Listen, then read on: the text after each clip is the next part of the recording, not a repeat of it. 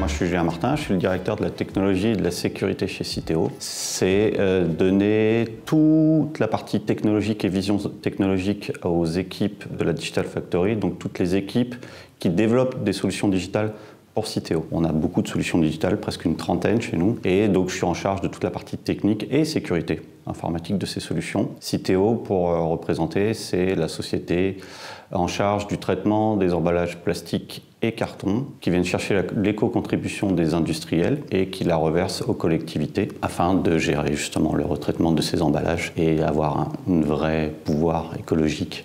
Actuellement, c'est important.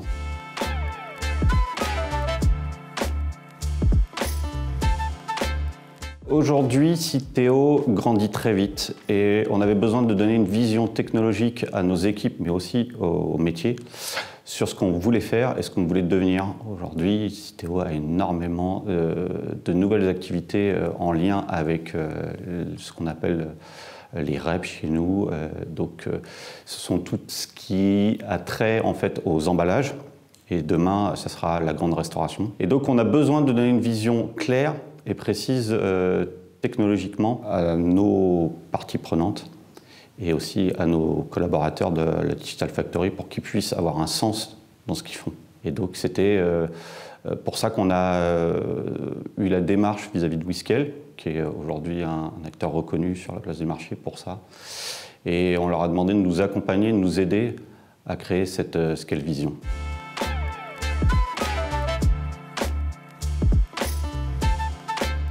Parce qu'on a beaucoup d'architectes chez nous, beaucoup de gens qui sont très ancrés dans leur technologie, qui sont des vraies références, on va dire, mais qui n'arrivent pas à être sur une idée commune de ce qu'on veut faire et une vraie vision stratégique commune. Ce qui nous a plu dans l'approche de Scale Vision, c'était que, et d'une, c'était pas des gens qui venaient pour nous indiquer ce qu'il fallait faire et repartir derrière, mais c'était bien un travail collaboratif. Ce qu'on a vu, nous, dans les équipes traditionnelles, c'est un directeur de projet avec son architecte, il présente une solution et ils repartent, sans savoir ce qui va se passer derrière. Là, ce qu'on souhaitait, nous, c'était vraiment une vision des ateliers collaboratifs pour que chacun puisse être engagé dans la solution.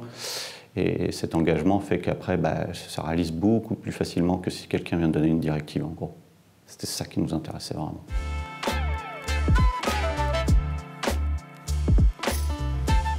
Alors, ce qui nous a le plus surpris, c'est qu'on venait tous avec des vraies références et des vrais fondements où on était sûr d'être dans la bonne démarche.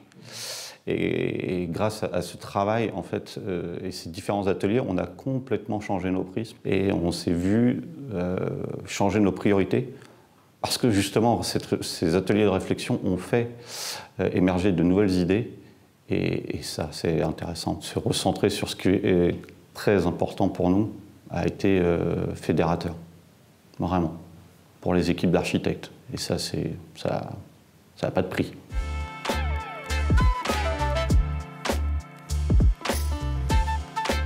Oui, en fait, j'ai été très étonné. Je pensais que ça allait prendre beaucoup plus de temps. Cependant, tout le monde a joué le jeu.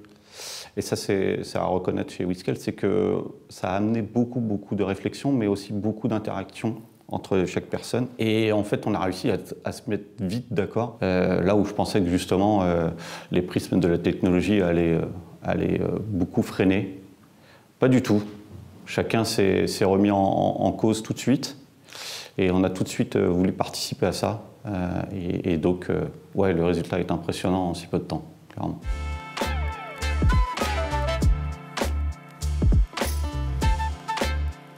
Oui, qui a été d'ailleurs présenté à l'ensemble de la Digital Factory, mais aussi à notre COMEX.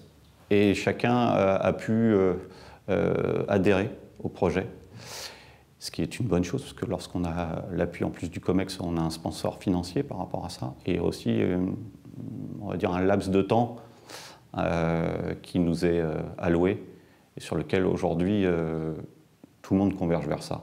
Et c'est reconnu par tous, et c'est accepté par tous. Donc, pas de frein.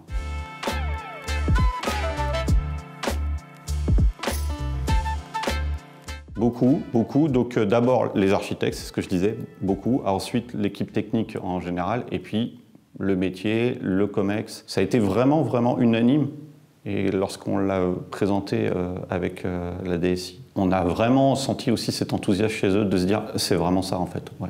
C'est exactement ce que... C'était ça nos problématiques, allons-y.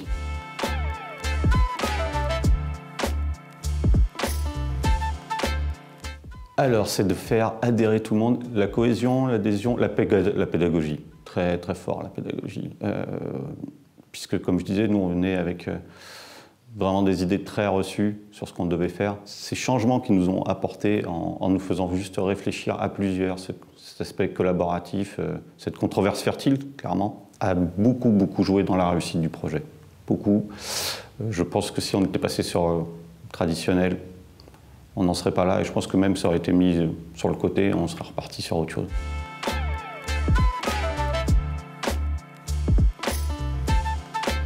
Oui, je pense. On a quelques-uns qui nous permettent d'être plus sereins sur certaines choses. Lorsqu'on a une approche sur certains produits, sur certaines visions technologiques ou certains sujets, on se repose toujours les mêmes questions qui nous avaient été posées sur les ateliers. La valeur, quelles sont les priorités et ce vers quoi on veut aller, et est-ce que surtout ça répond bien au projet Scale Vision. Donc à chaque fois, on se repose toujours ces mêmes questions sur les nouveaux projets.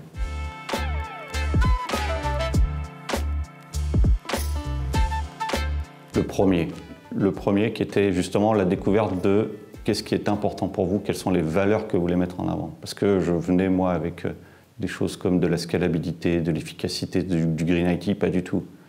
Pas du tout, c'était pas ça aujourd'hui notre véritable problématique. Donc cet atelier des cartes qui nous a permis de un peu réaxer nos réflexions justement sur qu'est-ce qui est le plus important pour Citeo et aujourd'hui où est-ce qu'on rencontre le plus de problèmes, a tout changé. Et c'est ce premier atelier qui a complètement fait adhérer l'équipe et qui l'a poursuivi jusqu'au bout. Et même on a engagé tout le monde là-dessus parce qu'on a été nous-mêmes rassurés de cette vision.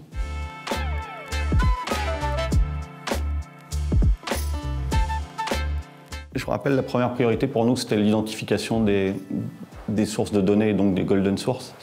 Et aujourd'hui, on est déjà sur l'identification de presque 30 à 40% de ces golden sources. Quelque chose de très important, puisque avec ça, on assure et on garantit l'intégrité des données. Donc on continue là-dessus, mais oui, on a déjà des vrais premiers succès qu'on met en avant, qui ont pour résultat une baisse d'incidents de presque 10 à 15%.